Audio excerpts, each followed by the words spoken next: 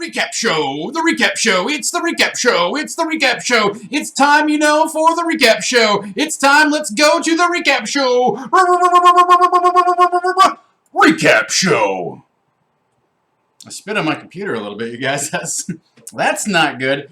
I'm sporting my D20 Monkey Contraband t-shirt, and other than that, I'm sporting attitude of IDGAF. Wait, IDG,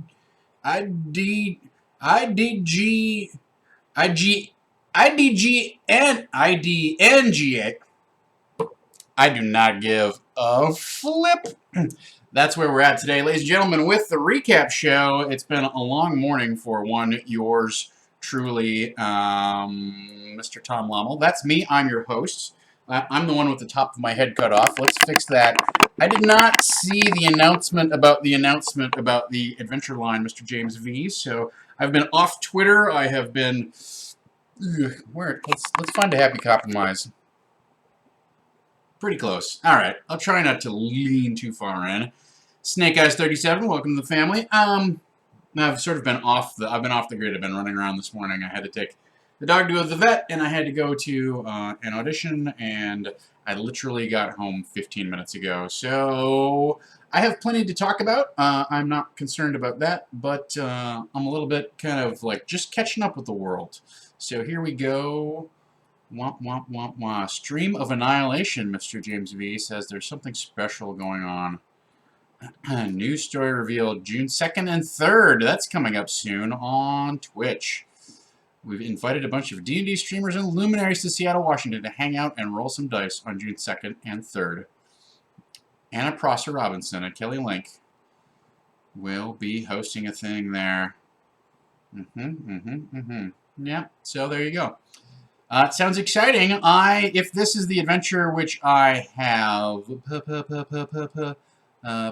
partially, that I've given my input on, that came out to the alpha playtesting group recently, then I am excited to have this finally be announced, because I think you'll find this to be an enjoyable adventure. I mean, not that I don't love Tales of the Yawning Portal, but I suspect, I can only speculate that you are likely to see another 256-page world-spanning, well, I don't know if it's world-spanning, but, you know, you're going to see another large adventure handbook is what I'm guessing, if I had to guess, given Wizards' previous history with their adventures. I mean, this Tales of the Yawning Portal is an anomaly compared to every other adventure book that they've put out, right? So I expect a return to form. That's my legally, purely speculative opinion. But there you go. So that is exciting. I am curious to see what sort of event they're putting together. All right, so I don't think we have any of the players in the chat today. I kind of talked about maybe having them check in. I'm happy to do that, but it seems it's a little weird for streaming because we can't like Skype them in. You know, Garav's at work and whatever, and you know I don't want to infringe on Amy's schedule any more than I already do on my regular gig. So, you know, if they join us in the chat, hopefully, I didn't expressly invite them, and I'd rather actually, for the recap show, they're not here. I think, you know, in the future, what we're looking at doing is we're having Patreon-only sort of cast backer chats, and I think that would be a great opportunity to have the cast come in on, like, a Saturday morning and do a chat with the backers about the game, how it's going, how they want it to go differently, what they like, what they don't like, you know, what they think of the, you know, the campaign, the show, the weird mechanics that I've screwed on, all that sort of stuff. I didn't even put that on my list. I should put that on my list, weird mechanics that I've already screwed on. So it's a little disappointing that they're not here, but that's also by design. That's just the nature of the beast. If I'm going to talk openly and honestly about what I think is happening in the game and what I would like to transpire, then I can't have them around. It would just spoil it for them, and I don't think that's fun for them. And they seem to be really having fun, and I'm really having fun. So although I would love to hang out with them, and I'm sure they would love to hang out with you guys, also just reading their messages off of chat is not an engaging experience. So what are we going to talk about in today's topics? We're going to talk about the party. but specifically about the PCs. We're going to talk about inviting collaboration. Talk a little bit about pacing and plot for episode 1 because I want to discuss how the session went in terms of pacing and plot, which seems like a truism on its face, but I think there's some important lessons to draw from talking specifically, looking back at session 1 and potentially looking forward. We'll talk about maybe some missed opportunities. I'm going to talk about the disorganized play schedule change, the quick announcement there, which I'll give you right now and come back to at the end of the stream, is that Tuesdays will be moving till noon Pacific, even earlier. You'll probably, even more of you will be at work. There's not a whole lot I can do about that. As I have long hinted at, I will likely have a standing obligation on Tuesday afternoons that will preclude me from doing this from 2 till 3. So instead, we're going to move it up 2 hours. We're going to move 2 hours, and then we'll start at noon. We'll go noon to 1. That'll give me some time to keep my life together. Although if I have an audition or something like that, that really is a dangerous time because that's prime time travel time for me. But we'll just kind of have to do what we will do. So that is the Buzzaloony, as I'm so fond of saying. That is our topic today. Also, I invite you to ruminate upon, and we'll sort of just tack this onto the end here. Let's ruminate upon the chat rewards and how they worked. I would actually like to have a little bit larger discussion about the homebrew rules that I've kind of introduced in tandem with the chat reward stuff. So we can talk about the crit decks and the fail deck, which didn't come into play last night, and we can talk about the realm of the 9 lords, the domain of the 9 lords of the Iron Keep, which I'm particularly pleased with, but is the deal. The ever-burning Lanthorn of Nidox has been retired for now. This is a whole different campaign, you guys. I'm sure we'll come up with some horrible catchphrases to drop in into the Iron Keep. So if you couldn't make it to the end because it ran until about 11:30 Pacific time, go back and watch the VOD. It'll be up on Saving Throws YouTube channel fairly soon. All right, so let's get into our topics. We finally have a party of Dungeons & Dragons characters, you guys. That was exciting to me, although I was very happy with the characters that we had in our Session 0. But they've come even more into focus. I feel like their relationships are even more developed. We're really seeing the fruits of deploying those Dungeon World bonds in our Session 0. So here's what I like about... This is just a brief aside. Hopefully it's brief. Here's what I like about the... using the bonds in the Session 0, which is those bonds are like the bonds, like the things that happen between teenagers, right? So those are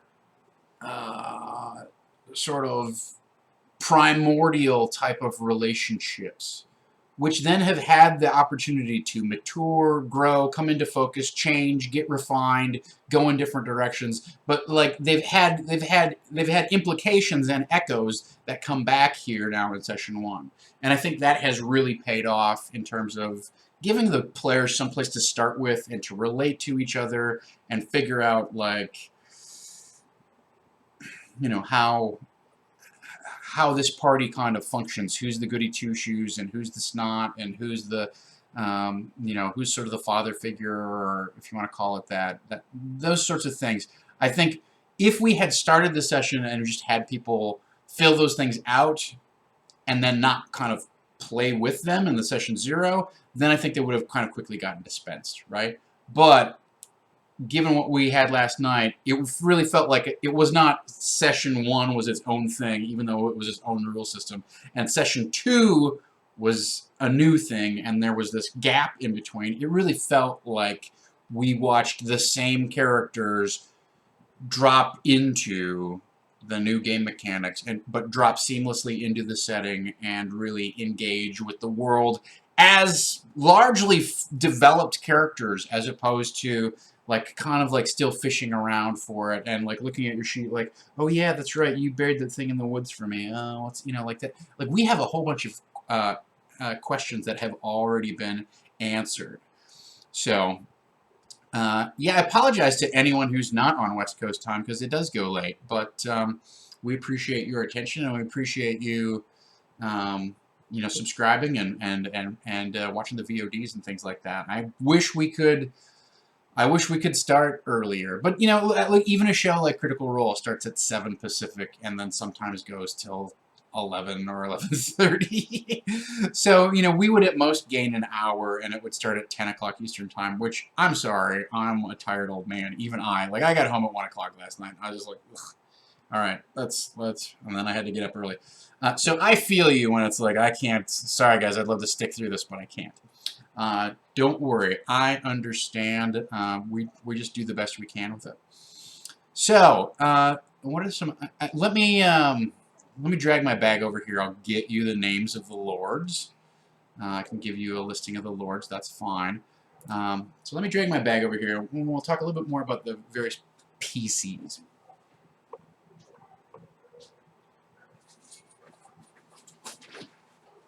Guys, the mailman's here. Stream's over. Sorry. As soon as Amazon shows up, it's done for.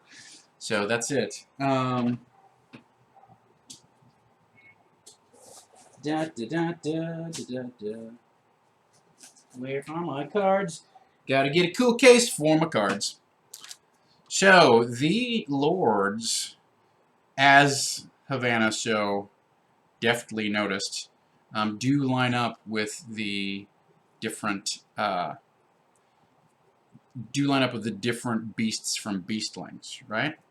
So we have Alawar Venexus, who's in charge of watching, listening, and making a plan. Okay, implementing a plan. We have Devalia Fraith. Devalia Fraith, who's in charge. Does it come into focus? You tell me. Swiftness, grace, open your heart. Lady Brunfrida Ostenpop, who's in charge of charm, deceit, and affixing a price. Brunfrida Ostenpop. Now these are going the wrong way. Boom, boom, boom.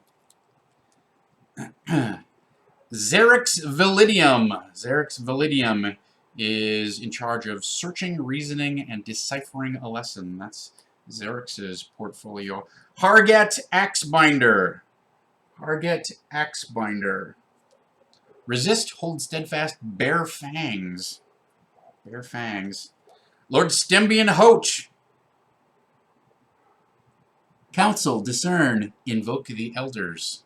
Invoke the elders. Vitha in shrouds. See the unseen. Tap the weave. Call into shadow. Orcris and Balvalor Greywind. Track, hunt, and embrace danger. Kind of, I picture them as like elven brothers or something like that. And then Erun Mox. Sneak, hide, enter, or escape. Those are the people. Hey everybody, welcome to the stream. We're just getting started. So those are the 9 lords, and unbeknownst to the players, I would like to, like, it's not just an idea of like the 9 lords are these spirits that, you know, influence the game in some sort of like abstract, distant, spectral touch that somehow intrudes upon the game. But I really want to take each of these lords and put some thought into, like, okay, if they were one time masters of the Iron Keep, each of them at different times individually, then what you know, what was their contribution to the keep? What was their stewardship of the keep like? What, you know, what happened during their rule or ownership, whatever you want to call it. So I want to give them, you know, personalities and portions of the keep that are actually built out and associated with them. So that it opens up another level, right? It opens up another level of interaction between the party and what will eventually become their home base. So that's that's where we're at with the Nine Lords. So the party itself, we talked a little bit about this on Tuesday. Again, we'll just go around the table. So Amy is playing Taxelli Pond, right? So that is my mailman is writing something on our package. I think I have to sign for something. I'll be right back.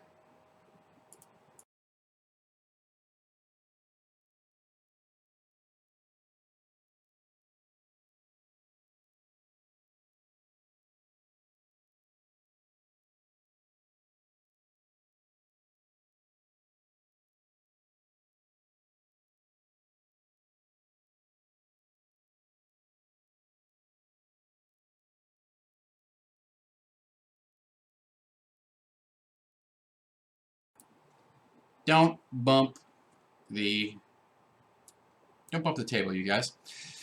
So, yes, Tax Sully Pond. She's got, I mean, Amy loves storytelling, right? So she's got a lot going on with her character. You can tell, like, not only did she, contribute heavily to this, like, history of the town where they grew up and, what's the idea and the fundamental formation behind it and whatnot, but she's got a 2-page, character background all written up and ideas of what's happened and how she wants to develop the character and whatnot. And that's great. So she's super invested.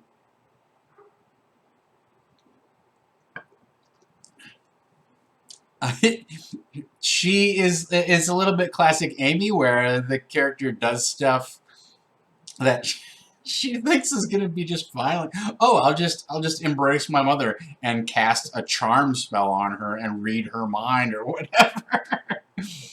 So it's got a little bit of that. And the whole idea that the Toy Makers Guild is a place where you have to practice your craft and get accepted into is interesting.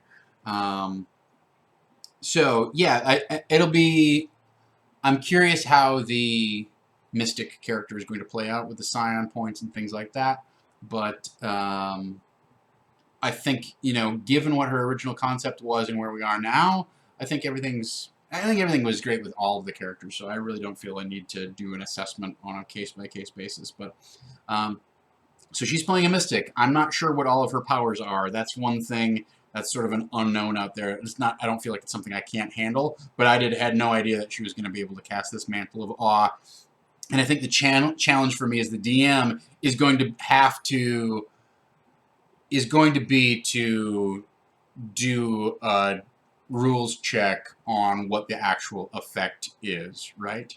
So she was like, oh, well, I'll charm her and then she'll just tell me everything. And it's like, well, okay, but no, she's charmed. That's a mechanical effect that has certain implications on how it works, etc. And just, this is a common thing with players is they think it works one way and they want it to work that way, but that doesn't mean that's how it necessarily works. So there's going to be a little back and forth in terms of like, just, is that how that's really supposed to... I am inclined to trust, the player and let them play to the height of fun that they want to indulge in. But you also have to, like, whenever it's new, it helps. Especially, so here's the thing: when you have some character who has powers that you're not familiar with, it's better to like pump the brakes the first time that thing comes up, and you go, well, wait a minute, Mantle of Awe, like, what does this do? Like, what do you mean? You just like charm her. What does that mean? You get to read her mind? Like, let's look at the rules text. It's better to do that up front the first time than to let it run, over the course of 5 sessions, and you start to get like annoyed because it doesn't seem to be working right, or it's overpowered, or the rest of the party, gets annoyed because they're stealing focus or stealing spotlight or using some ability that just doesn't seem to make sense in terms of game balance. Like, if you catch that 5 sessions in and go, oh, we have to actually retcon this, and this isn't really how it works, that leads to a lot of hard feelings and can be just very disruptive to your game and unproductive. And it causes more hurt feelings over the course of however long it's allowed to run than if, at the very first session, you go, sorry, guys, I know this is kind of boring, but let me just look this thing up, look this up real quick. Oh, okay, all right. Yeah. As James V points out, Havana realized she doesn't have all of those crazy cool powers either. And I know that first level is easy to get out of. 300 experience points each doesn't take much to get there, but I don't want to. This is why I don't want to power level them, is because I want them to have kind of that struggling first level experience of like, oh, we could die. I can't do all the stuff that I used to do. We could die, and you know, it's.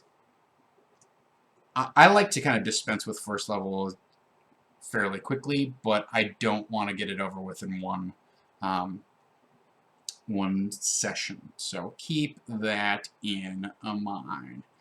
We'll talk about that a little bit more in pacing and plot, but it's a little preview, right? Eric's character, the Paladin, Grayson, is I mean, I like that he's sort of the silent peacekeeper on the team. Like he's trying to be the strong center, like the force for good. We help people. That's what we do. Why wouldn't we? You know, I'm not going to steal from some dead goblin. That's gross. How does that help me? So I think he's going to have an interesting dynamic with the rest of the party. Like obviously the ladies are a little mischievous, and the two guys are a little more like we need to do what's right and good. So that's the balance that we talked about last on Tuesday. I think that dynamic continues to play out, but it plays out in a little more gentle fashion, right?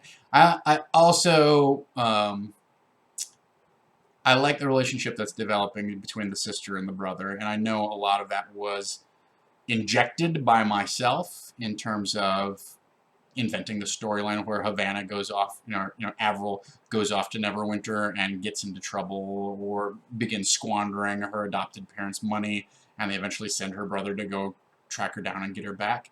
So I know that's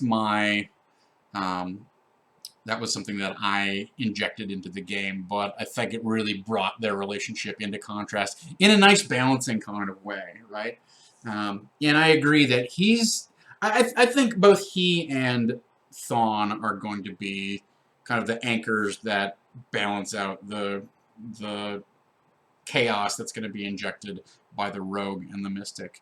And that's fine. That's honestly, like when we were looking at putting together a party of players for this show, that was one of the factors that we looked at, was like we need kind of some we want a couple characters or a couple players who are, we want everybody to be aggressive and engaged, but some characters can be flamboyant and kind of like off the cuff, and some players tend to be a little more like, well, let's before we do that, maybe we should talk to the barkeep before we punch his bouncer in the face or whatever, right?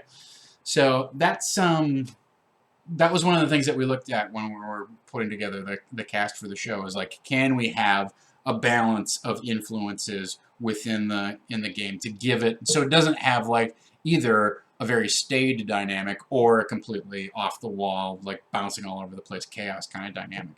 So that's some of those tendencies that you're noticing have been deliberately chosen. Let's put it that way, right? So Havana came to the table last with her final stats on her character, and I do think, as James V pointed out, she's sort of getting her, she's settling into like, oh, this is a brand new character. She got the best stats out of everyone. I like how multidimensional her character was. She was thinking about playing a bard, and she switched to rogue, but she still has performance, and it really is. I think she's fighting the problem of my character has a 7 intelligence, and I'm not good at stuff. So there's a little bit of metagaming of like, why don't I have Grayson read this thing that I probably can't read? But that also can be in character choice, right?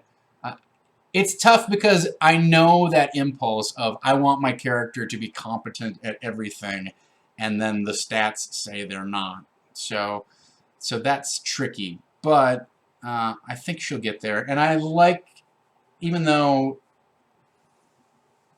it was something that we worked out together, I love this idea that she is the prodigal son / prodigal daughter returned, and it's kind of like the fanciful storyteller. And I enjoy that dynamic that arose between the adoptive parents and Grayson and her, and I thought those were fun scenes. So I do see some encouraging signs too that she has decided she is more of, I like to invent fanciful stories because I can get away with it, rather than I'm mean and lie and cheat and that sort of thing, right? That's a positive um, direction for that character in terms of working with the rest of the party. So I think those are shrewd choices on her part.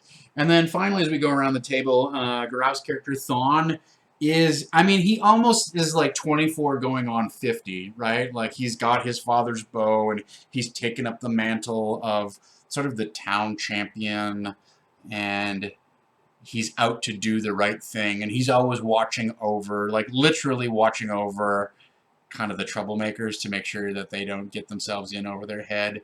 And that's an interesting role. I think it'll be, I'm going to have to think a little bit about how I want to challenge that notion.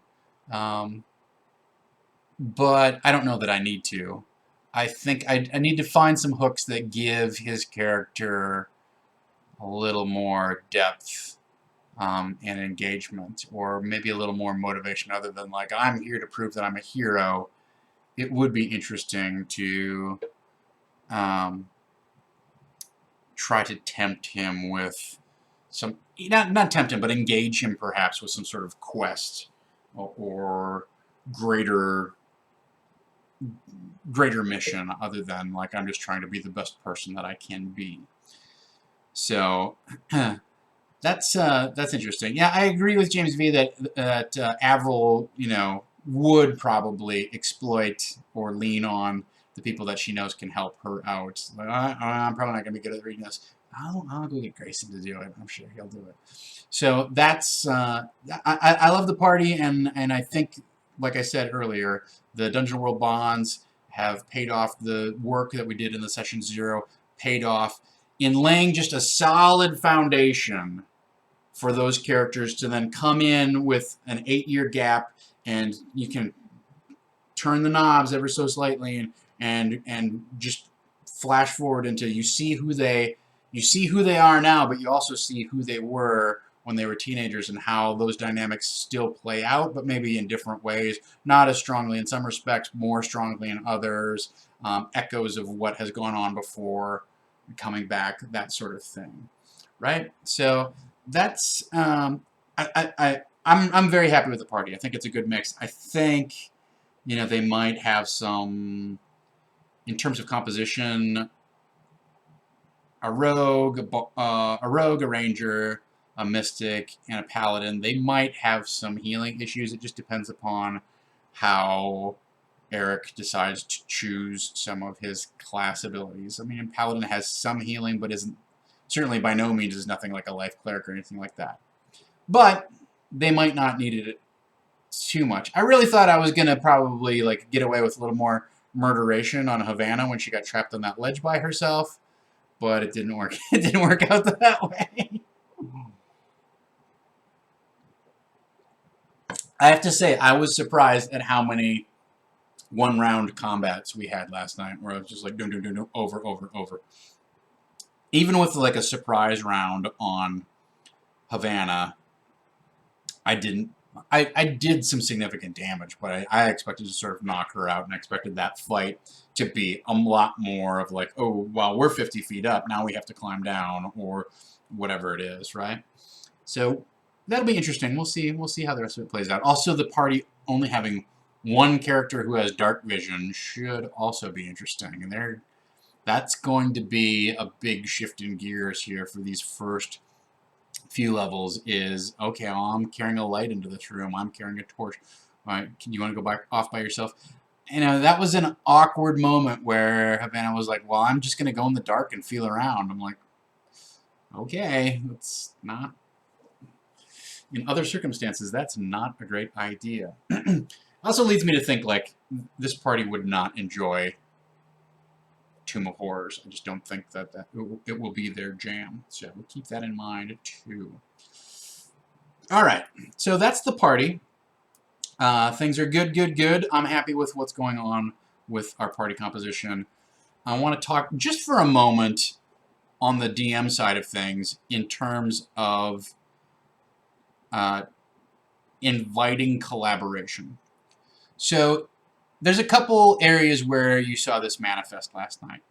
Primarily, Amy and Gaurav chiefly came to me and said, hey, can we do world building on Oakhurst, whatever this village is? We want to do a write-up about it and like have some input in what the history is, where it's going, what's happening, what's afoot in Oakhurst, etc. And I said, yeah, go ahead, run with it, enjoy. Here are the relevant pieces of text from the book that inform what the book has established about it and its location, etc., etc., etc. Oh, all right. And so go ahead, take it away. And they did that, and they did a solid page, you know, on it. I added half a page of just facts from the book, etc. And then they did sort of a big chunk of work on it. When they got done, I sat down and I reworked it, right? So I revised the history. I took their rough draft and really did a huge editorial revision on it to clean it up, to bring things into focus, introduce hooks that I wanted to introduce, clarify things that I thought were unclear, change the direction of some things that I thought were maybe a little too ominous or on the nose or whatever it is. Amy, do you want to talk about the process of developing Oakhurst and why you were so excited to work on it and why you wanted to, like, what inspired you to bring the details that you brought to Oakhurst? So, would you like to, I'll let you stew on that for a minute. This is our player's map. I want to show you one other prop that we had from last night. I guess, you know, you probably saw it. I did not get a chance to finish it. This is our up close, though, of our map from...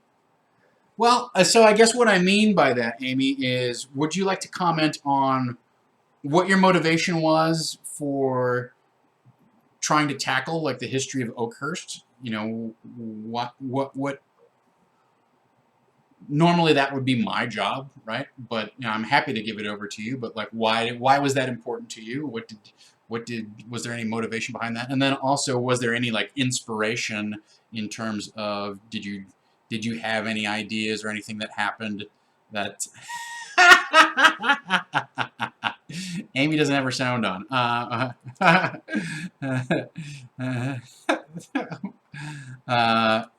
So I was just asking, what was your motivation for doing the world building, and also what was there any specific pieces, either from fiction or movies, or just something, a story that you had in your head that inspired you when you're putting this thing together? So, yeah, and so anyway, this is the map that I made last night for the little prop map that came up. And this is literally just a piece of art canvas that you can get at any art supply store, or that you can get at, I suppose you can get at Joann Fabrics or whatever. But I just used Sharpie on it, you guys. That's all normally I would have drawn, maybe with some different markers or crayon or whatever. But I cranked it. I spent 15 minutes on this last night, and then I looked at the clock, and I'm like, I'm not going to finish the details that I want to finish. So let's say it's an unfinished map. So that's where we're at with that. So, you know, I will comment some more on inviting collaboration while we're waiting for Amy to kind of chime in with her piece of the puzzle, her portion of the work. So Gaurav and Amy said they wanted to take a swing at it, and then I said, go ahead, great, have at it, have fun. I then did a revision in a pass to kind of so that the storylines and the threads that I wanted to embed or that I wanted to draw into focus were more clearly delineated than they maybe were in the rough draft that they produced. Amy says, I love world building, and the motivation was to be more invested in the world. I feel like if I'd done that with Arky Barky, I could have had a little more direction for the character as opposed to following a very straightforward storyline. And I'm also a writer at heart, and I love this stuff. So, in terms of Oakhurst, she says, I've been watching The Path on Hulu, and I love the idea of super intense and flawed deity worship. The show is about a cult. Yeah, so I mean, I think those things came to the fore when I did my revision on it. You know, the one thing I wanted to do was kind of file off some of those, like, this is the creepy cult town, and have it, that history be back there, but have it be modern, you know, and have enough time had passed that it had receded into the background, as opposed to something that, you know, because there's been so much Cthulhu stuff over the past 10 years, it's tough not to make that very on the nose where, okay, the whole town's run by a cult, and it's, you know, we're like, oh, well, we should just murder everybody. We should really just set the place on fire and sift through the burnt timbers and finish off any books that are not burnt, and sift out any treasure that doesn't seem to be possessed by some sort of weird magic demon lord, and then get out. So, BSB Care says, when you were describing it, it sounded like you were describing the development of a colonial New England community. I felt like it had that vibe to it. Like, I don't know if that's what Amy intended, but it definitely had, I had that, like, pilgrim feel from it, of like, well, we're persecuted for our religion, so we're going to go off to the New World and found our own community where we can abide by our own rules and won't be, you know, berated for it. So I like that feel. It has that has a very Lovecraftian feel for it, and I deliberately kind of deflected some of that because I don't want this to be a Cthulhuid type of campaign. I don't want it to be a dark Lovecraftian kind of campaign. But yes, as BSB Care points out, it kind of goes from Puritans who are separating themselves to remain pure to a more modern community that's a combination of religious and mercantile interests. Amy says it adds to some of the whys. So why there's an old temple and any dark lore or mystery around the town. Because I feel like in D&D, even when things seem recognizably normal, there's a deity or just some magic lurking behind every corner. And I agree that that's true. Like, there tends to be... I don't know that religion in D&D, it's always a touchy subject, and I don't know that it ever really gets explored. I haven't, at least in my games, explored religion in a way that was fruitful and interesting. Right? It's something that I think is a core part of the game, and if you go back and look at the AD&D books, it's like guys with like crosses on their chests, and there's definitely the cleric class has this strong tradition drawn from the Holy Roman Empire and Catholicism and whatnot, and it's built right into the heart of the system, but never touched on. Like, why does this guy have a cross on his chest? Does Jesus exist in this world? No, ostensibly not. You worship a guy named St. Cuthbert of the Cudgel. Okay. So I do like the idea that Oakhurst actually has had an influence or an interaction with their deity, and the deities... And not so much the deity's touch has been felt, because I've run games where, like, the deity intercedes or makes a plea for the character's attention, or however you want to put it, like notices the character's actions and intervenes on their behalf, etc., etc., etc. So that's something that I've explored. But what I like is that this started off as a religious community, and then it essentially fractured because the worship went off the rails, right? And I think that's not necessarily hugely original, but I do think that it adds something to the background and the flavor of the world that isn't necessarily malevolent, but it's just sort of like this monumental F up, you know? Like, they had things going for them, and Ilmater was testing them and probably going to grant them some sort of boon or favor, and then the high priest just sort of got ambitious and greedy and ruined it for them.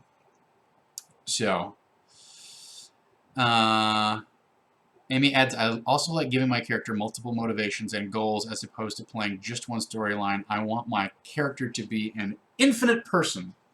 Yeah, and I think, I think having multiple places for your character to hook on to is fruitful. I can tell you, as the DM, it's very helpful when the characters hand you hooks that you can use to draw them into the game, as opposed to throwing hooks out there and hoping that the players latch onto one and then they find it engaging and entertaining.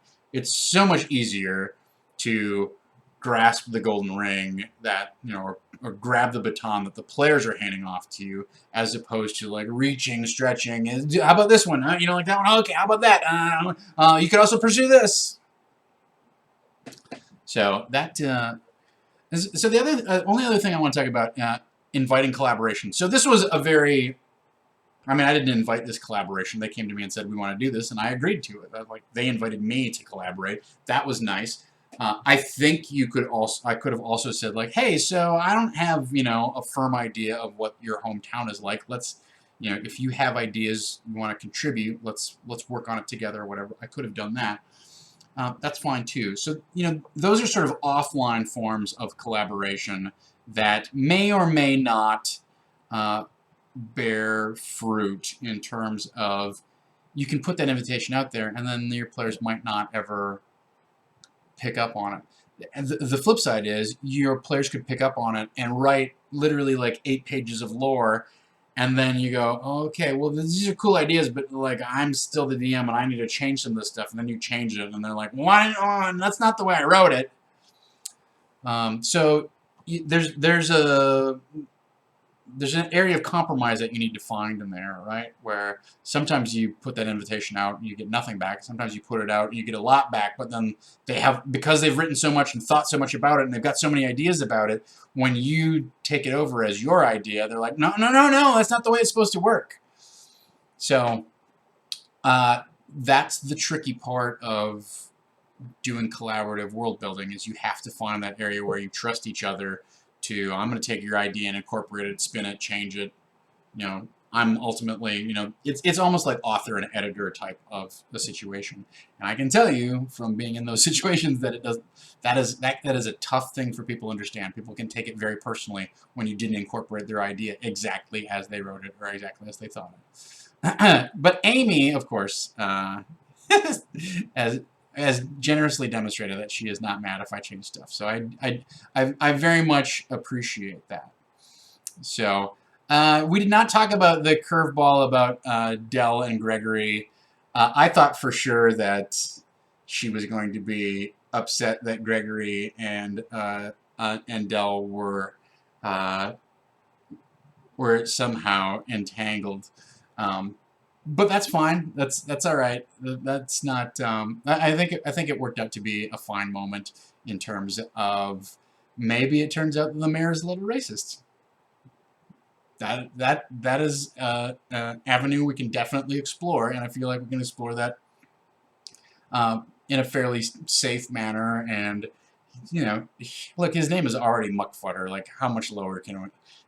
There was literally a scene where he was sitting in his underwear at his writing desk, right? So I'm not worried about making him seem a little bit like a boob. I don't know that I have to go that direction, but yeah, it was a curveball with that, but I think that's fine. I've got no problems with that. So the only other thing that I want to talk about in terms of inviting collaboration, and then we have to move on, is you don't have to have it be this grandiose, moment of this emailed invitation of like, well, guys, there's this whole mountain range that hasn't been fleshed out. So if you want to come up with a list of points of interest and a random encounters table that has at least 15 entries, have at it. It doesn't have to be that type of heavy lifting, right? So that's what.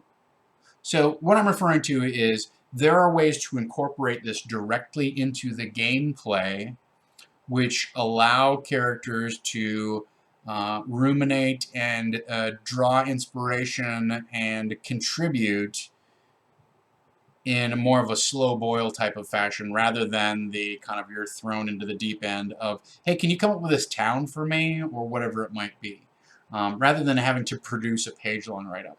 And what I'm referring to is, as we went around the table, I just looked for areas where things were maybe a little gray or something like that. So, and I used those moments where I saw those opportunities to draw that, to try to get the player to draw them into focus, rather than me necessarily specifying. Obviously, with Avril, I came with a very specific idea in mind, right? And that's fine. So, but what I'm referring to is stuff like, okay, Thawne, you have this bow. Is there something special about it that we should know? It was clearly handed down from your father. Where did he get it from? Does it have a name? Does it have any rumored special properties? Or does it have some significant carving? Or is it made out of a particular type of wood or material? Etc., etc., etc., right? So that's that's a technique that, the same thing with... what else did I use that on? I used that a few times last night, and I was like, you don't need to give me an answer now. But it was like with Grayson, it's like, what did you see in Waterdeep? Or, what did you see Avril doing that made you, that you feel you need to conceal from your parents? And what did you do that maybe, or what did you witness, or what happened to you not in Waterdeep, in Neverwinter, that you might have to conceal, or that tested you somehow, right? So that's yeah, and Eric, who's Eric's mentor, that sort of thing. And I think that those types of moments, especially coupled with the idea of, you know what, I don't need an answer right now, but I want you to think about it. And that gives them something to do, like even in those moments where like combat is going around the table and maybe they're kind of tuning out a little bit, or there's some other role-playing interaction going on that they're not necessarily paying attention to. That's when they can be like, oh yeah, I wonder what that mentor is like. I'm picturing a guy who has really bushy eyebrows, and he's bald on the top, he has big bushy hair. I don't know, is he a dwarf? So they can ponder those details, and then when they come back to you, they can come back to you when they want to come back to you and when they're ready. But what that does is it gives them inspiration into what's going on in the world, and it gives you're laying the potential for a hook without explicitly defining what the hook is. So that's something to keep in mind. That you can use that technique to invite collaboration in a way that's very kind of low-key. There's not a lot of pressure to it. There's not a time limit on it. And honestly, the answers are as important as you decide to make them out to be, or as important as the player decides to make them out to be, right? So that's the other part of this. That's the implicit thing behind a question like that, is who's your mentor? Well, they can make it this disposable guy that they didn't really get along with, and he was a jerk, and that's why I left, and I kind of left him behind. Or they can come up with this really compelling story about, oh, on his deathbed, he gave me this piece of advice, and it was folded up into this little prayer, whatever it was, some sort of prayer offering that he'd written it down and then folded it into this particular like lock shape, and I haven't brought myself to open it up and read it yet, or whatever it is.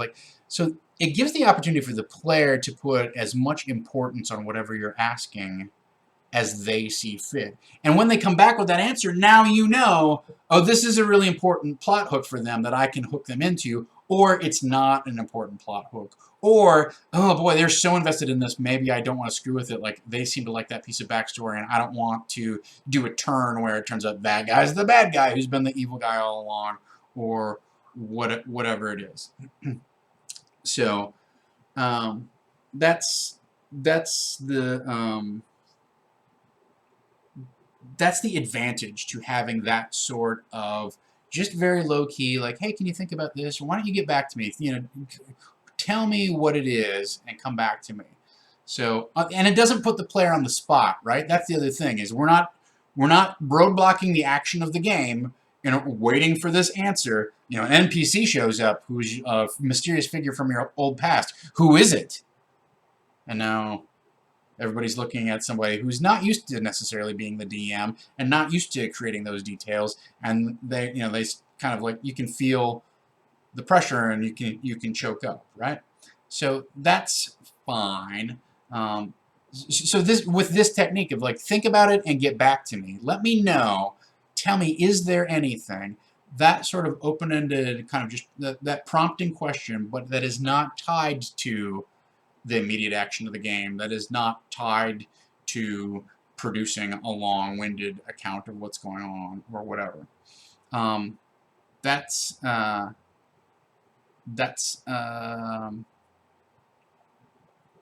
something I would encourage you to use. Thinking about 15 different things at once here. So I didn't ask you a leading question. Well, Amy, you have so many plot hooks that you've already thrown out there that I don't know that I need to. I don't need to clear. You know, I don't need to kind of turn the screws on those things. I don't think I asked really Havana too many leading questions either. I sort of fed her this whole story that had been brewing in my mind, and she was gracious enough to accept. So I didn't really want to intrude on her any more than I already did. But I thought that was, I'm sure there's opportunities for this.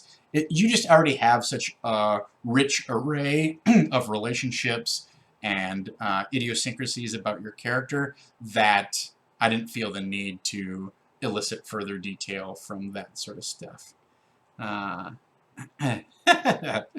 So, I mean, I can come up with some leading questions like, why is your character such a bitch? The stream didn't freeze. That was just me staring you down. So there you go. So that's that. So before I move on to something else, and I'll probably before I ask Amy to leave,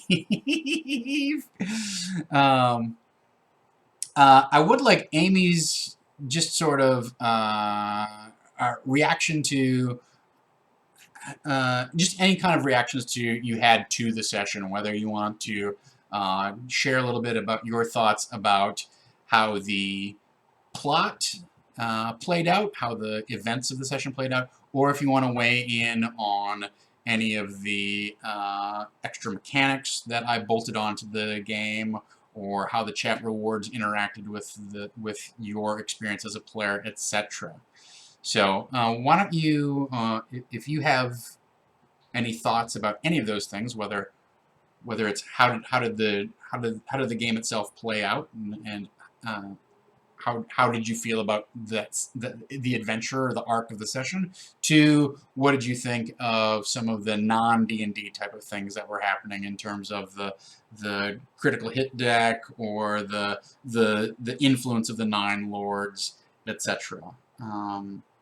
And the influence of the chat rewards and those sorts of things.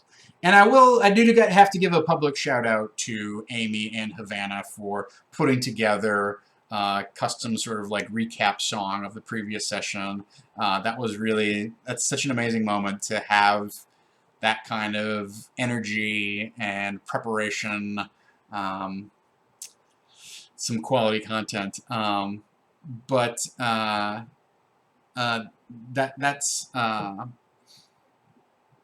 really am grateful that we have people who are that talented and willing to put in the time to make something like that as the kickoff to the stream. Like, it's so great to have a little moment of kind of like theme music, or whatever you want to call it. So, too long to clip. The song was too long to clip. I'm sorry, BSB Care. So, Amy says, I'm really happy with my Colossal RS. Colossal RS.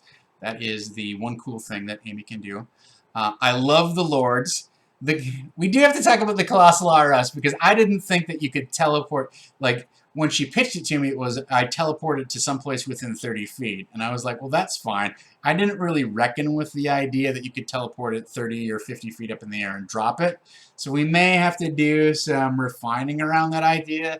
I mean, it was just a giant rat, so I was fine with dropping it from 50 feet and slaying it. That was, that's fine for a rat. Like, if you teleport the big boss guy over the edge of the ravine, then I might think, man, that's a little too powerful for what it is. So that is something that we will have to revisit, because that was an unanticipated effect of your one cool thing power. Amy says, I love the Lords. The Lords of the Nine Keep. The bumps kind of stacked up a bit too much.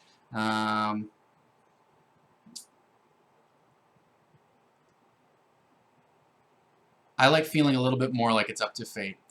Yeah, I think we're going to do some different things with the... I don't know if we're going to do a bunch of different things with the bumps. I think part of it is that the party didn't necessarily spend them as fluidly as they could have. They could have certainly put them on more rolls, but we did have quite a few bumps. I think we're going to look at maybe having a couple of alternative rewards. So really one of the issue with the chat rewards was the main thing that you could donate for was bumps, so everybody just jump, donated for bumps, right? I don't think it's going to be super game breaking. Like, people got 20, 25 bumps last night, but if you max them out, which I'm not suggesting you have to do, but if you were to max them out, you'd get 8 rolls and then you're out of bumps, right? So even if you're a little judicious with them, you can use them. You could use them regularly. It does slightly change the power curve, especially at low level. But like I said, Dom and I talked last night after the show about doing a couple alternative rewards, which I think will spread the love a little bit more evenly. There's not a spell DC that that Amy's one cool thing, her Colossal RS, has to go against. Didn't really want to get it into a place where they had to make saving throws. I didn't really want to add on extra rules things, and also it's designed to sort of, scale a little bit with their level, and it's designed to be like a flashy bonus trick that's helpful, but not replicate a spell effect, right? So if it was just like Levitate, wouldn't be as cool of a one cool thing, in my opinion. So, no, we'll just have to, like, work out the details of how that teleportation part of it works. So there we go. I love playing Mystic, and I want to level up. Yeah, we all want to level up. We're going to talk about pacing and plot, etc. So we're going to talk about that in a moment. But honestly, I think at this point, there's a couple things that I want to talk about that are behind-the-scenes things. So, and it's 3 o'clock. I'm only going to talk. I always say this. I'm only going to talk for another 15 minutes. But I really am going to try and keep it short today, because I need a break. It was a late night last night and a long day this morning, so I'm not going to blather on too much more than I already do. But thank you, Amy, for joining us, and I will see you on our Secret Stealth forum, and we can talk more about the character and whatnot. So, but no, thanks for stopping in. I really would like to have like some sort of player check-in thing. It would be, in my ideal vision of this, we're both sitting in front of the camera, or at least we're each sitting in front of a camera so that we can see and hear each other. So, yes, thanks for joining us. And again, a happy birthday to Farquaad. It is still Farquaad's birthday, everyone. So, there you go. Yeah, all right, that's enough of the Minnesota goodbye. Thank you, Amy. I appreciate you stopping in. So, let's talk about pacing and plot and updating. If you want to work on the Waterdeep Academy, that's fine. I don't know if we'll get there very soon, but if you want to build backstory for that, you can. There might be opportunities for us to interact with that.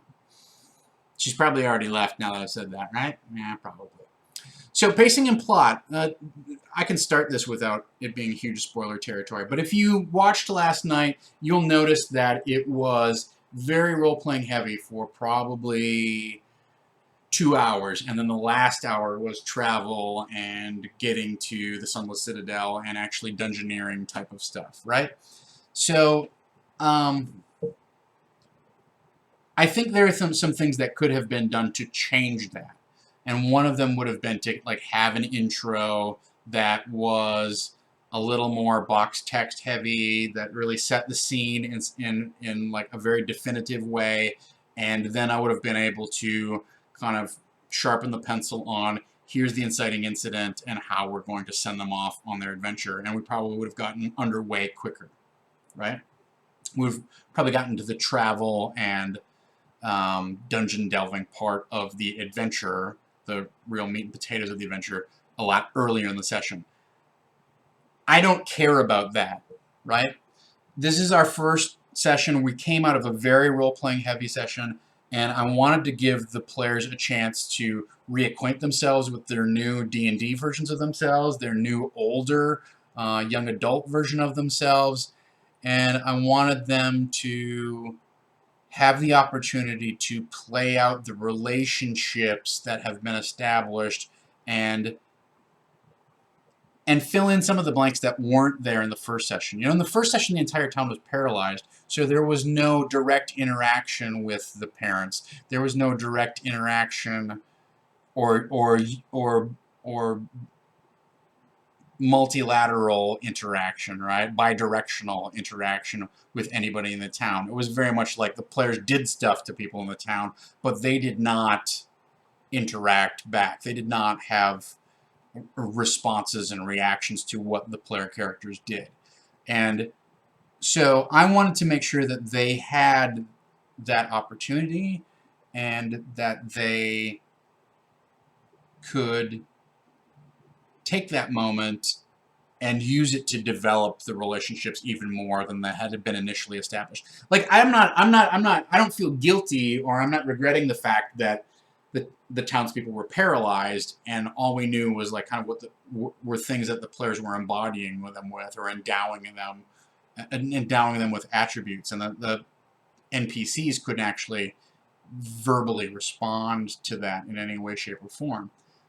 That's fine. So let's let the players kind of come at it, attack it from their angle. But now at the start of the next session, let's use this opportunity. It's been 8 years to reflect back on, or to give the NPCs some reflection back of like, okay, well, you think you have this relationship to me. I'm going to tell you what kind of relationship I think I have to you. And these people, this character is my favorite, and I'm upset, I'm cautious about this character, etc., etc., etc.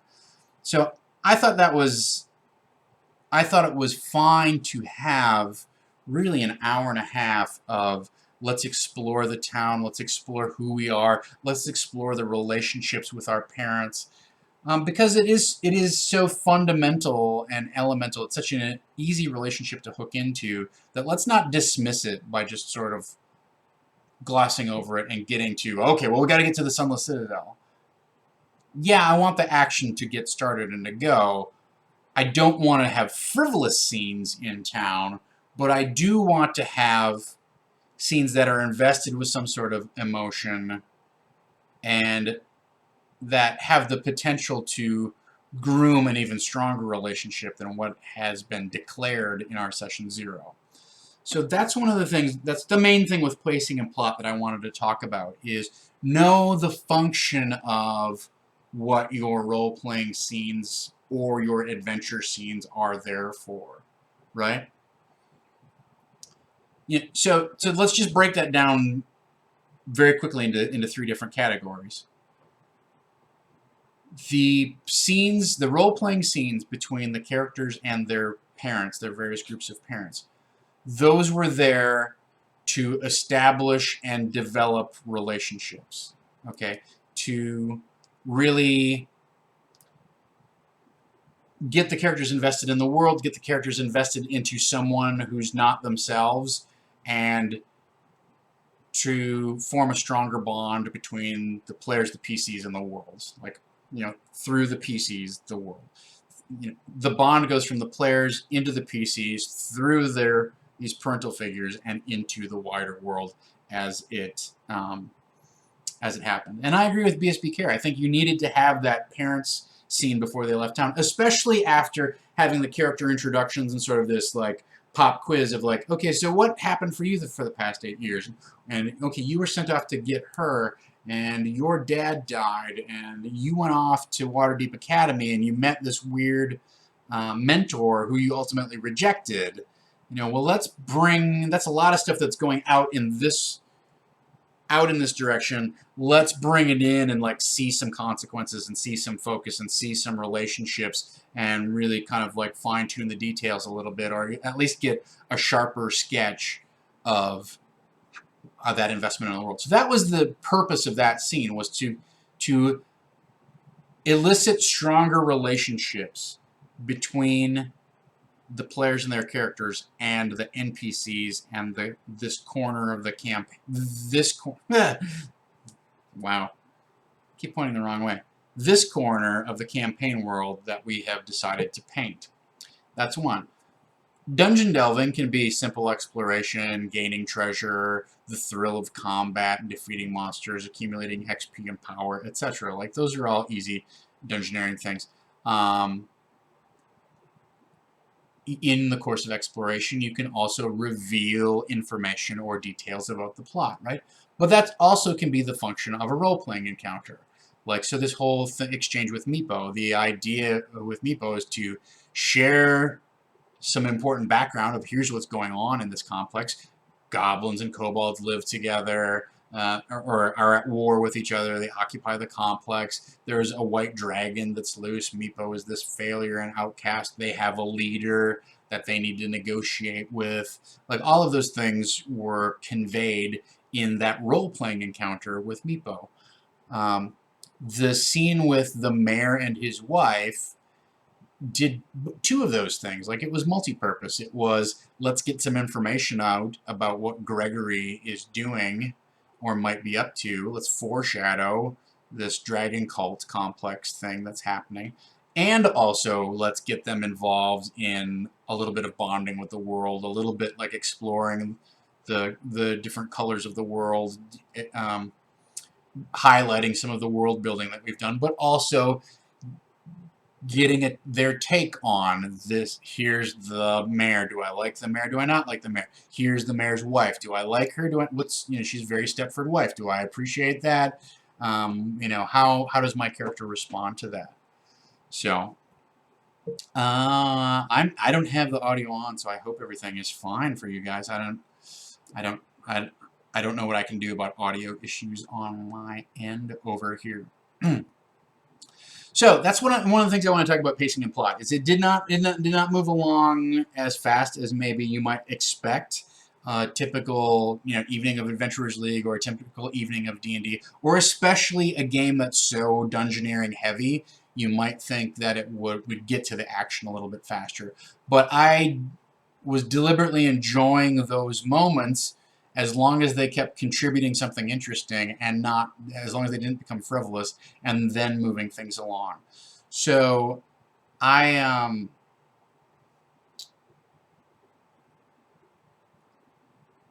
think because the rest of the adventure is so dungeoneering heavy, that you have to take an opportunity to embrace and embellish those moments of role-playing when they come up. Now, who knows when they go to do the negotiation with the kobold leader, whether that's going to play out that, continue to play out that way. But it does make me hopeful, especially given how they treated Meepo, that they're not going to just instantly murder all of the kobolds that they meet. So that's good. And as BSB Care points out, they said that they want more focus on RP, and they said that they wanted to focus on developing relationships. So let's indulge that up front, so that when we need to, or when we have the opportunity to call upon the hooks that are there, putting parents in danger, or discovering, you know, that Vanna's parents might be the villain in all of this or whatever, that is more meaningful than just like, oh yeah, oh yeah, it says on my character sheet that's my mom. How about that? So that was worth it in my mind. I think as we get deeper into a little more dungeoneering stuff like that, I think we'll see bumps and other chat rewards used more effectively and more often. You know, but I was happy with the pacing and the plotting. It's something to keep a constant eye on in this adventure. Is there's so much dungeoneering that whenever you can arrange a role-playing scene or a role-playing uh, uh, whenever, sorry, sometimes I get caught up reading the chat. Also, I'm getting tired. So whenever you have the opportunity to wring some juice out of a role-playing scene, I encourage you to do it as long as it doesn't bring the game to a grinding halt and everybody at the table is on board. You know, one of the things that I'm blessed with is that I don't have players who tune out when a role-playing scene happens. You know, if anything, I think I might have a situation where somebody might tune out when a combat happens, but that's I don't it's not a huge danger. But you know, you've seen that dynamic play out before. Some people love combat and hate role playing, and some people love role playing, and the combat is kind of like, I don't know what dice to roll. I don't really care. Let's just get this over with, kind of thing. And those are both valid play styles, but it's hard when you've got both of those players at your table to keep both of them happy. I don't think that's going to be an issue with this group. Some missed opportunities. The one big missed opportunity was if you paid close attention, at the bottom of the map is this word here, Malazathon. Yeah, Malazaton, whatever I wrote there. I wrote letters. It makes a thing. That was discovered to be the draconic word for reveal. And originally what I was going to do was have the Sunless Citadel warded by some sort of illusion, some sort of either magical darkness or just straight up illusion, where you see, oh, okay, well, there's this ledge goes down to a set of stairs, and then the stairs just sort of end, and then you walk up and there's a wall of force or something like that, and then if they said the word, it would shimmer and disappear, and then you'd have the Sunless Citadel revealed. I forgot that I was going to do that. At that point, I was kind of into the book and just reading the book straight up as it was, so that was a missed opportunity. I don't feel like... I feel like there was some prep that was lacking. I would have liked to have a little more cleaner intro. I wish that the map had been finished. But I'm pretty happy with overall, like, everything. It was a really good session last night, and I'm happy with how it played out. And I'm happy to have players that I can kind of like sit back and watch what happens and just listen to them and don't always have to interject. I feel like, you know, it was clearly the first night for our chat rewards, and as I said, Dom and I are talking about some alternatives that give you some things to contribute to or donate to that aren't strictly doing bumps, even though bumps seem like the most effective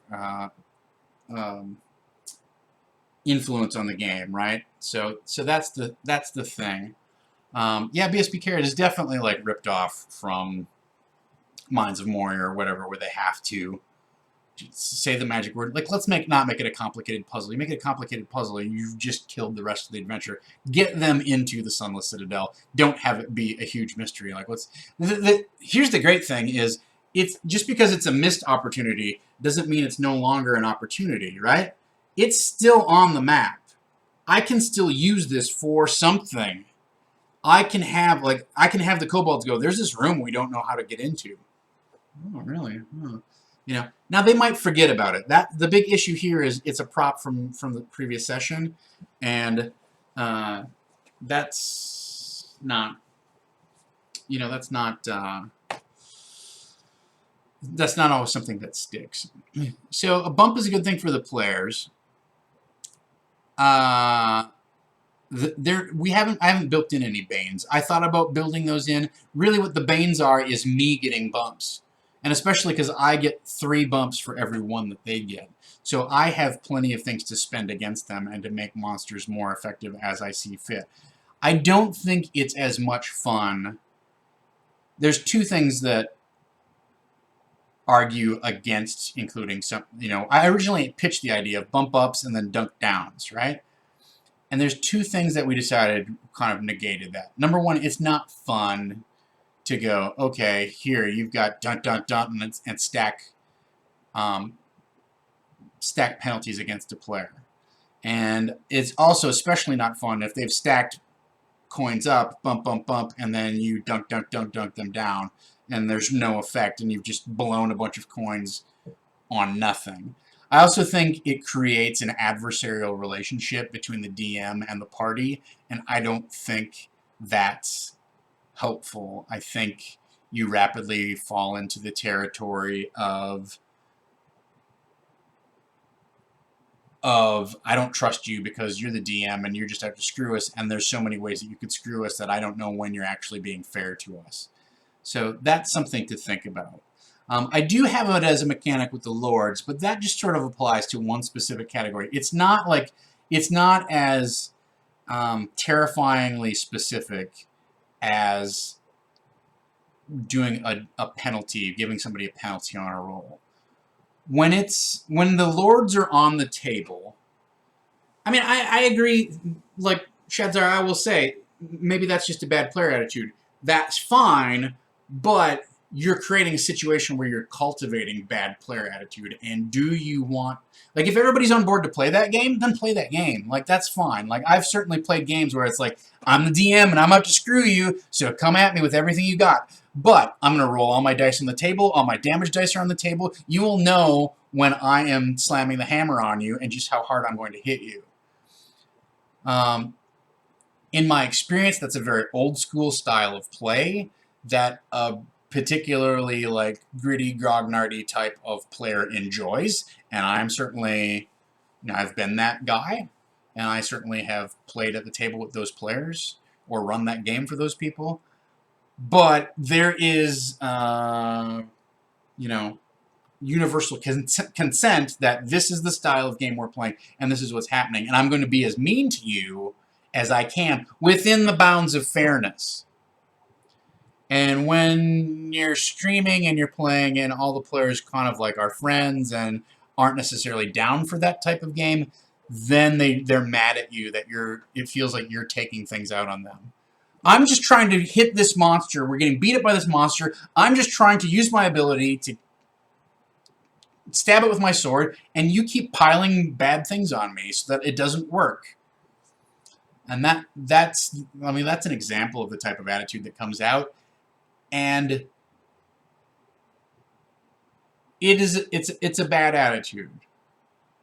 But it's also the sound of frustration. And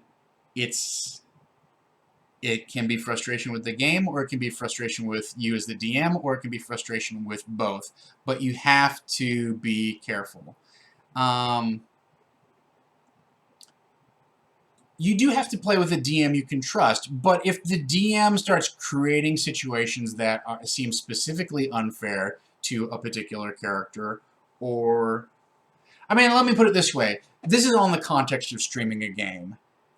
And it's a performative style of play, and that means there is the temptation when you're playing kind of grim and gritty hardcore to go, okay, well, you think you've got this all sewn up, tink, chink, chink, chink, chink, here comes up a stack of coins, I'm going to destroy whatever advantage you thought you had.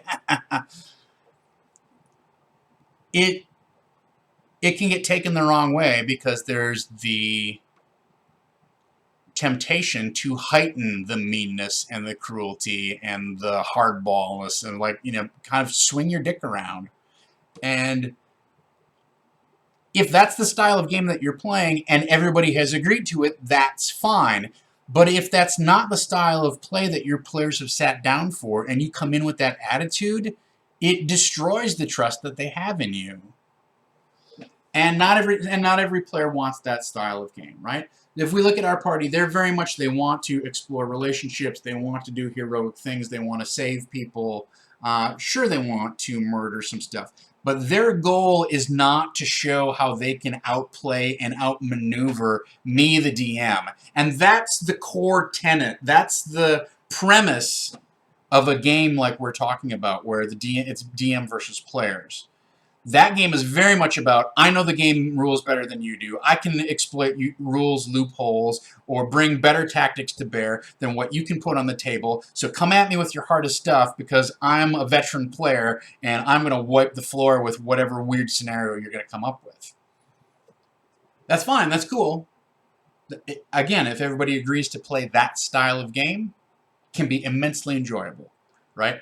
But that's more of a chess match than it is a collaborative storytelling event. Keep that in mind. So, so there's some chat about that in the chat. I'm not going to go back and rehash. I've staked out a little bit of a position on this, but again, we're going over here. So before we get too far off tangent, I want to. Old School Online, thanks for subbing up with your Twitch Prime. Appreciate it. So, what was the reasoning behind not having rerolls? I personally feel that rerolls slow down the action of the game, and it feels like it tips the balance too much in favor of the players, because rerolls, you already know the outcome, right? Oh, okay, I really want to hit this monster. Oh, crap, 5. All right, I'm going to spend a reroll.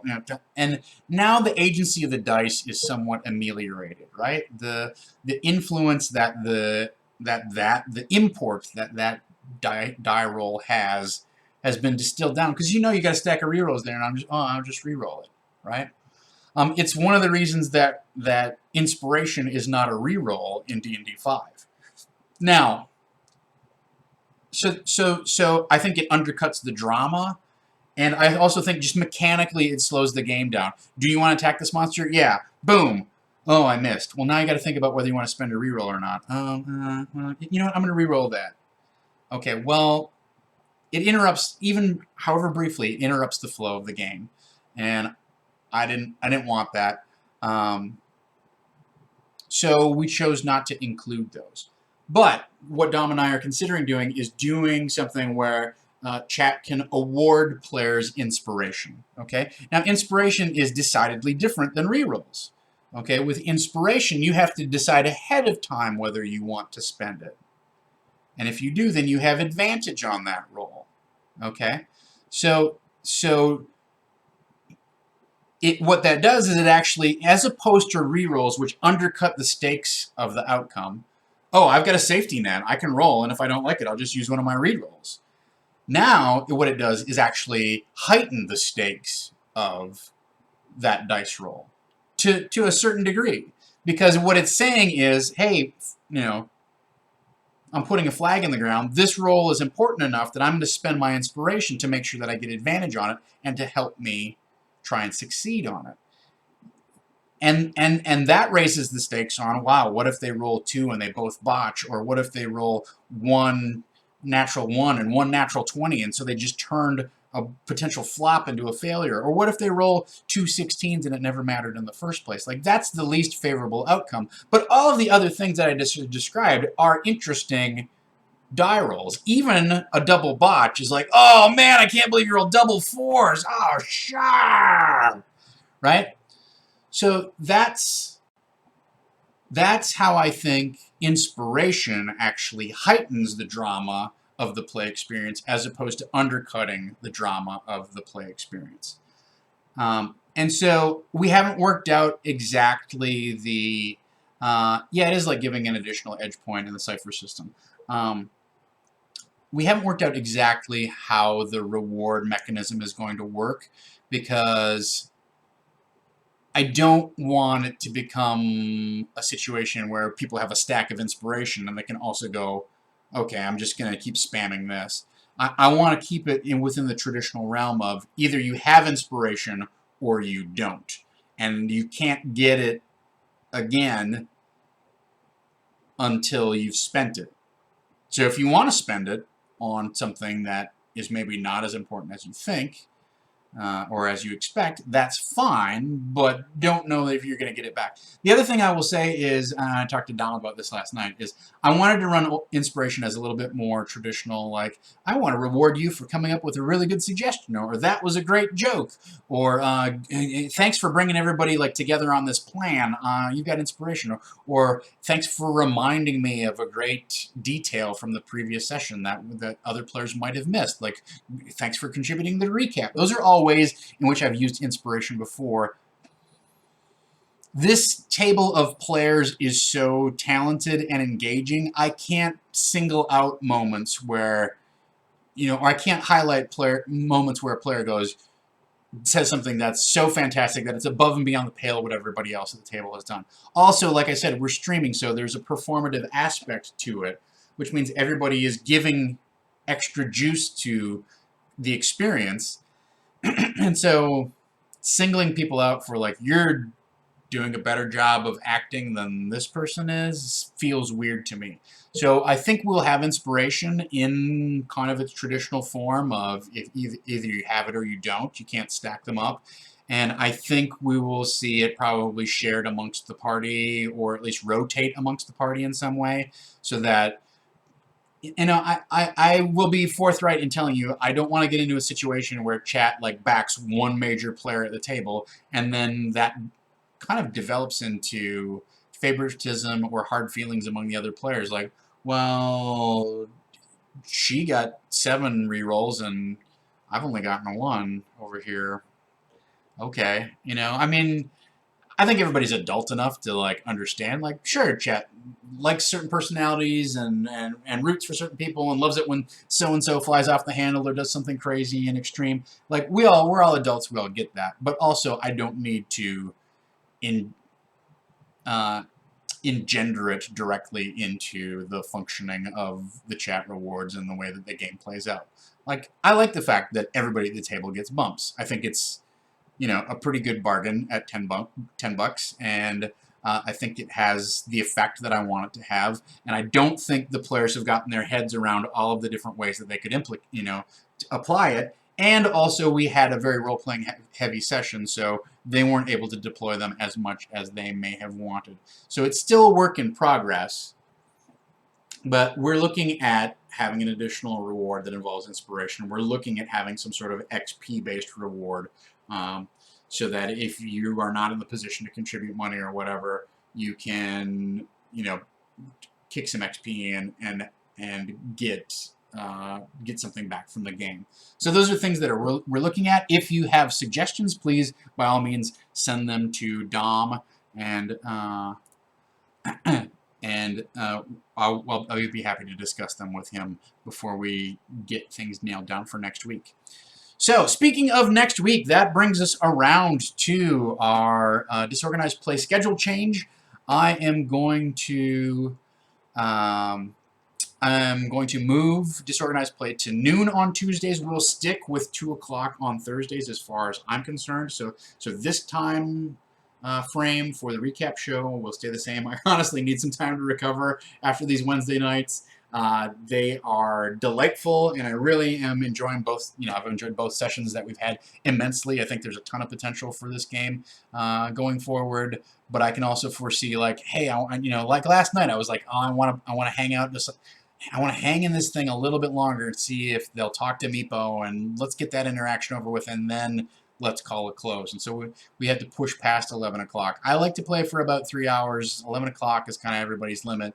I don't like to go much longer than that. But then, by the time we get packed up, and by the time I debrief with Dom about how the session went and what things that we need to look at changing and da-da-da-da-da, I honestly don't get home till 12:30 at night. So we will stick on this for Thursdays. We'll stay at 2 o'clock. But Tuesdays we'll be moving to noon. So we'll do noon to 1 for our prep show. Hopefully I'll be able to maintain and manage that schedule going forward. But that's what I'm putting on the table. And if it has to change, it'll have to change.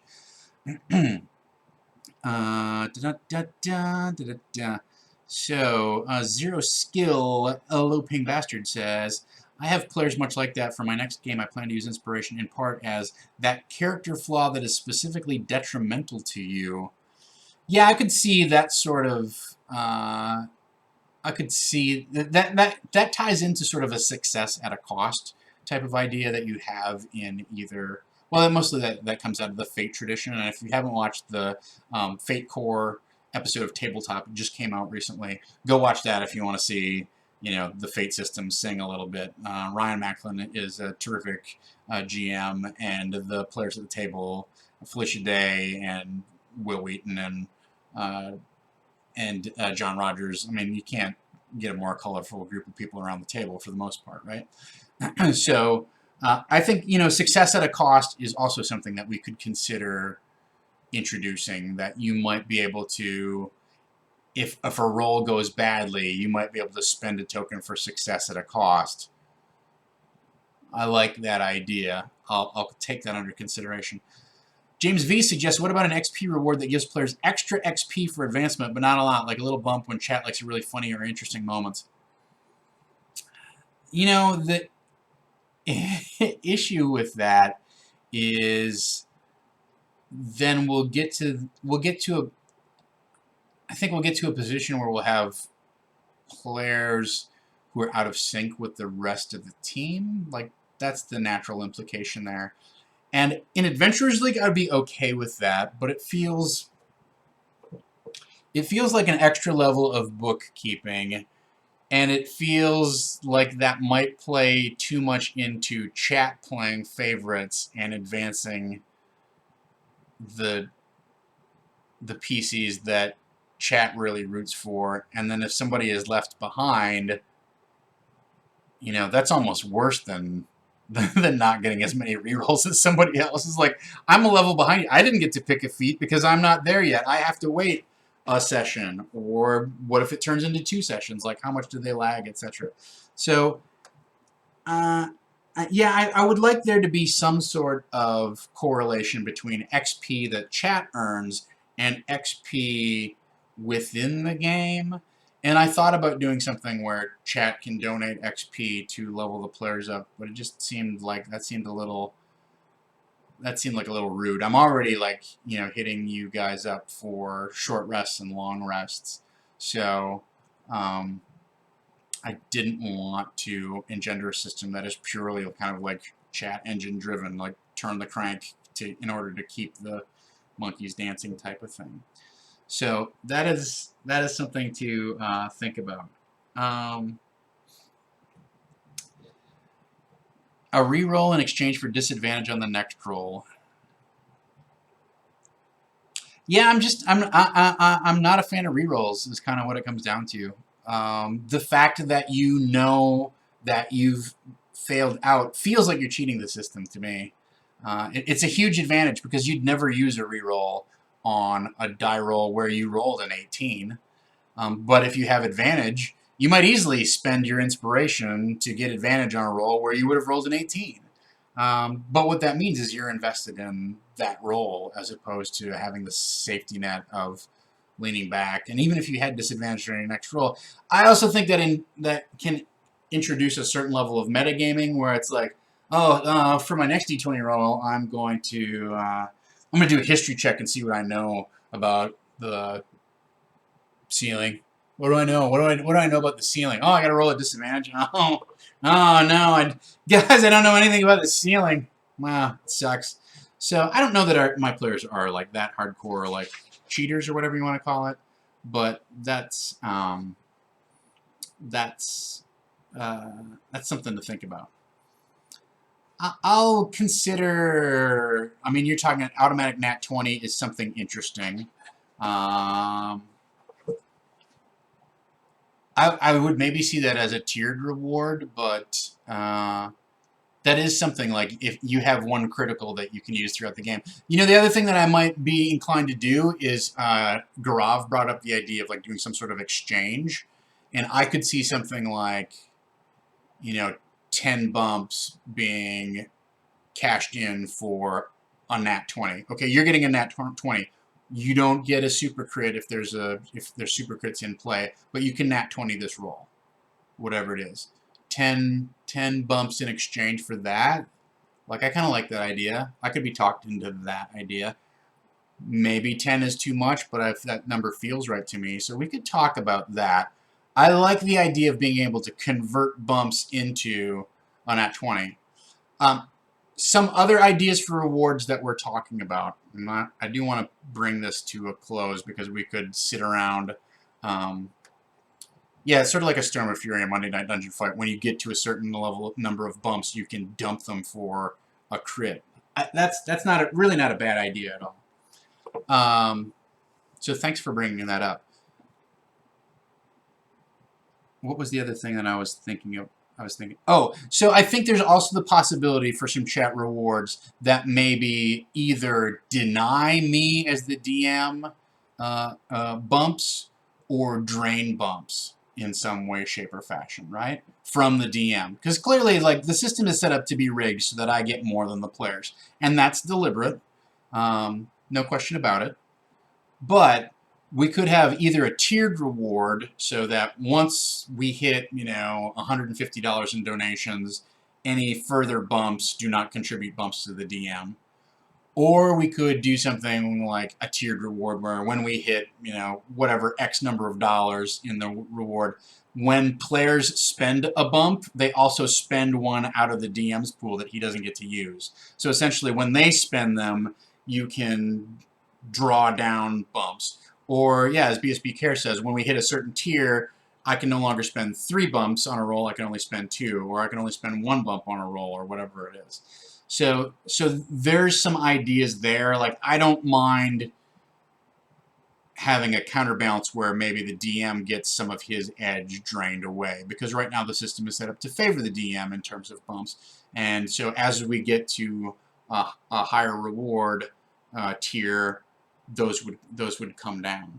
But I really like the idea of cashing them in for a crit, and I think we're probably going to do something along the lines of, if you contribute $20, you can grant a particular player inspiration. That, keep in mind, I've very deliberately set this up so that there's not a lot of chat favoritism for specific players. That the party as a whole gets rewarded as opposed to singling out stars. And I have to say, I feel like everybody at that table is doing a great job and is a star in their own right. So that's why it feels weird to me to pile on any particular person, why I'm not inclined to develop rewards that do that. So if we did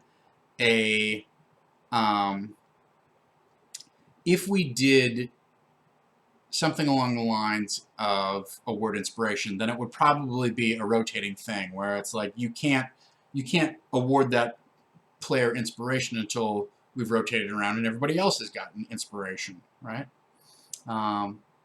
Which I think is fine and fun and fair. And if you want to keep juicing a particular player with inspiration, buy the whole party inspiration, or whatever it is. So those are some things. I'll take a look at how we can do some of the adjustments to the chat rewards so that there's a little more diversity in what's going on, or at least the bump economy becomes a little more diversified and interesting. So yeah, James, I'll take a look at 5 bumps giving a player an advantage, or 5 bumps give the DM disadvantage, or something like that. I don't particularly want to get into tit for tat rewards, right? So I don't want to. I want the players to modify their dice rolls as they see fit, and I want to modify my dice rolls as I see fit, and I don't want the game to slam to a halt with a lot of negotiation of, oh, well, you're spending 3 on that, so I'm going to take 5, so that knocks down 1, and then did you have 5? Why don't you take 5, and that'll knock down. Like, that starts to become a transactional conversation that is so purely mechanical that I feel like it sucks the drama out of the moment of what's going on. And it also undercuts the stakes of what I'm trying to do with my role. And vice versa if I were to do that with a player. Oh, you think you want to do +3? Well, I'm going to do 2 against you and wipe that out. I think we have some of that in play with the lords and their spheres of influence, and I don't want the game to get unnecessarily complicated, because really I've got enough weird home rules that are ingrained into the system that people already are going to have some questions like, what's this thing with the lords, and oh, he's got a crit deck. Okay, well, I've heard of that before, but I don't want it to be like this mini game to break out where they go, is this Dungeons and Dragons? What's happening? What's this thing about bumps, and how does he negate the bumps? Like, I want the game to still be recognizable, and I want chat rewards to keep play flowing and enhance the play, as opposed to draw the game into a meta discussion of how I'm going to screw you on the mechanics of the dice. So that's something to think about. So that's some of my philosophy on chat rewards. You know, obviously, whenever Dom has Patreon backer chat, feel free to weigh in with whatever your opinion is. I know it's different, and I don't expect everybody to like it, and just know that I'm willing to work on it, but also understand my philosophy of like how I've decided to structure this.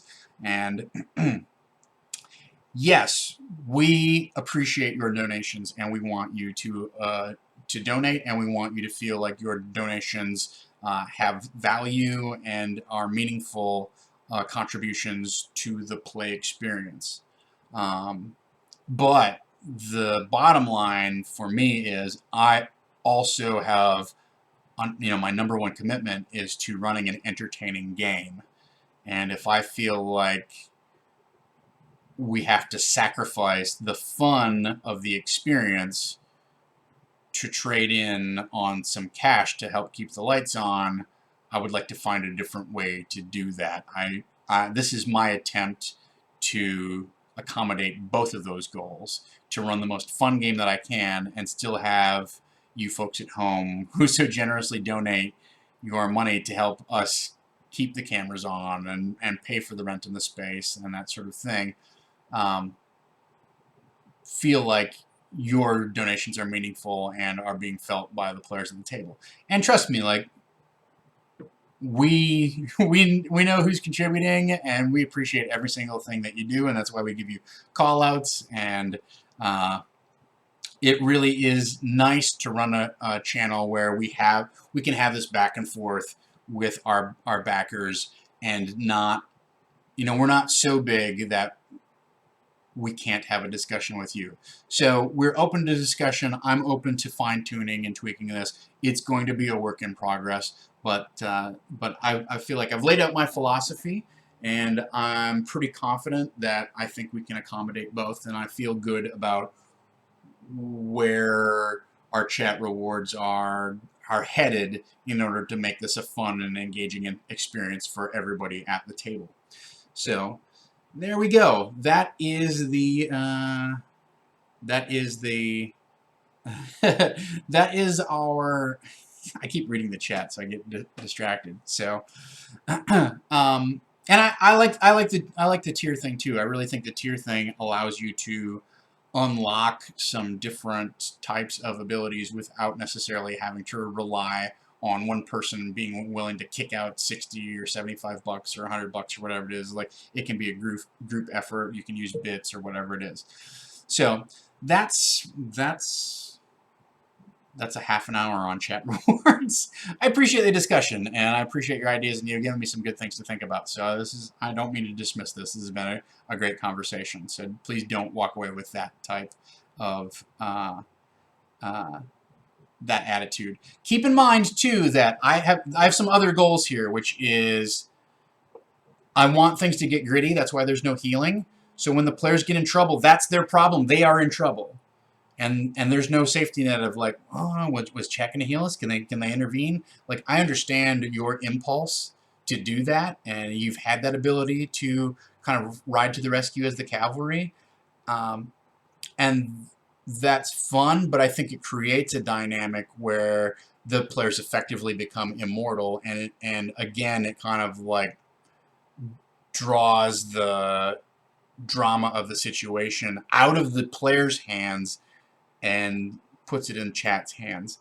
And I with this party of players, I get the distinct impression, even though they want to focus on relationships and really develop their role playing and have interactions with each other and with the NPCs and stuff like that, they also want to run a gritty game where they get their hands dirty and their feet wet and they're up to their neck in blood and they got to fight their way out of the, nastiest corner that they could possibly find themselves corralled in, and their only hope is that their dice and their cunning and whatever meager skills or combat ability they have left will come to the fore and prove them victorious.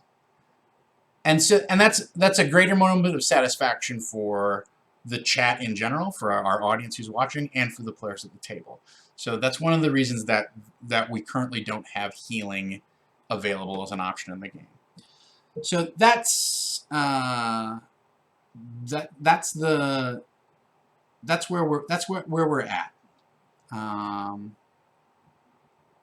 And I will say that we have instead favored their competency. +3 on a single D20 roll actually within D&D 5 is a lot. Like, you go from having a +2 proficiency bonus at first level to having a +5 proficiency bonus, which puts you more in the realm of like an 11th level character, right? 11th, 12th level character. But there's only a certain number of dice rolls you can use that on.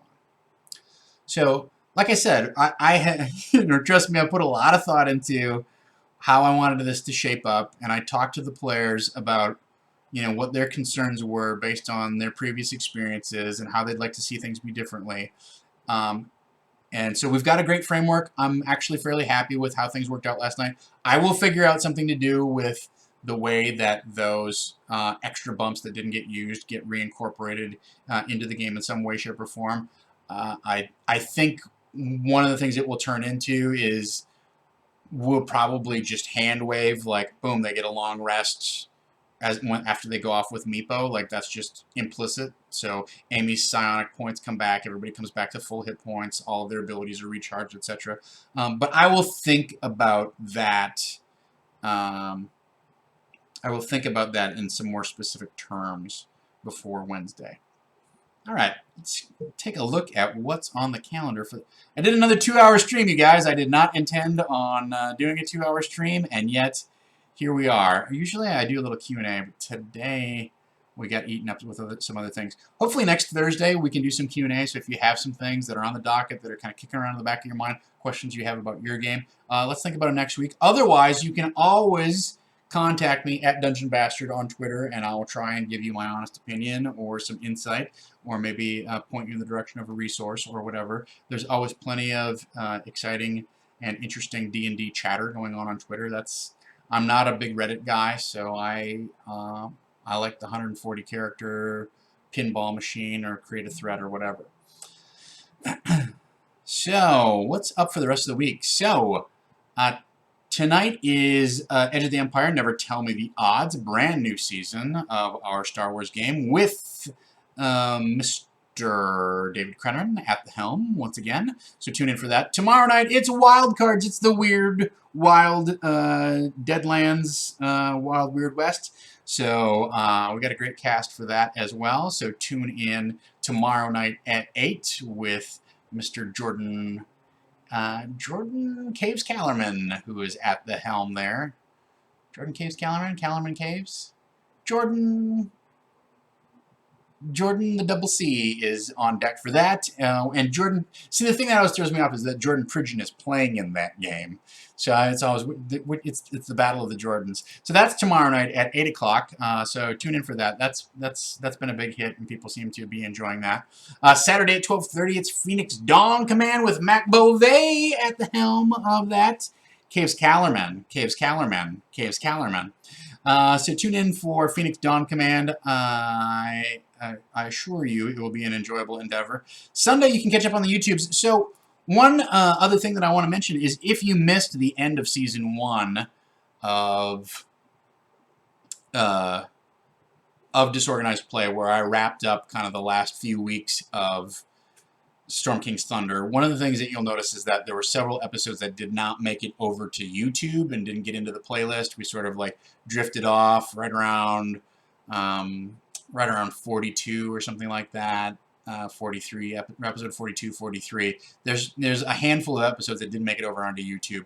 Dom is in the process of recovering those from Twitch, and some of them I have here on my hard drive, so we will try to get those floated back into YouTube. But several of them have found their way over there. So if you don't want to dig through the archives of Disorganized Play on our Twitch VOD, you can go to YouTube, and those things are getting added to the playlist or the recent uploads, and you can go back and watch the end, kind of the building up to the climax of Storm King's Thunder. A lot of fun stuff happened at the end of that campaign, including a rather nasty second-degree burn that I incurred with a hot melt glue gun, which I did not decide to show to everyone on camera, even though there's still just a little bit of redness. I've mostly gotten rid of it. I will forever have a little bit of a patch of skin where I will know what that mark is for, but it is largely healed, and my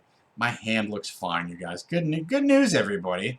The worst part was I burned it right here, right above my ring finger, and I got this big blister. I couldn't take my wedding ring off to wash my hands if I wanted to take it off for that or whatever. It was nasty. That's not the reason to tune in, is watch Tom burn himself with a hot melt glue gun. There's plenty of other great reasons to tune in for the end of Storm King's Thunder. I will look and see 47, 48, and 49 if I have those 3 episodes on my hard drive. I usually record these things as well as streaming them out to Twitch, so I probably have those. I just have to dig up the dates and find those specific episodes. So you can go back to YouTube and watch that. Also, if you're not tuning in on Wednesdays, is the Dungeons & Dragons Improvised Campaign show on Twitch over at Geek and Sundry. Tune in for that. And one other announcement that I think I'm gonna let the cat out of the bag on this if it hasn't been announced already. But June 23rd and 24th, we are going to be doing a marathon stream. It's our annual fundraiser for Alzheimer's awareness. It is a charity that is near and dear to my heart. It has certainly touched people in my life and my family, as well as robbed us of everyone from one of the guys who did Car Talk all the way to Gene Wilder, who is a personal inspiration and hero of mine in terms of my career. So I'm planning to do something for that. My schedule is starting to tighten up. I've got a lot of commitments coming up as Gen Con creeps closer, as some things gear up for the fall that have not been announced yet, etc., etc., etc. So I am not sure what I'm running, but I want you guys to kind of put that weekend in the calendar. We've got the big studio reserved, and last time we had such a great time. I played in a Fiasco game. I ran a second edition Paranoia game. My wife got to play. We had a terrific group of players. The Fiasco game was fantastic. Go back to either YouTube or our Twitch VOD and watch the Fiasco game that Jordan Pridgeon ran with me and Amy and Eric and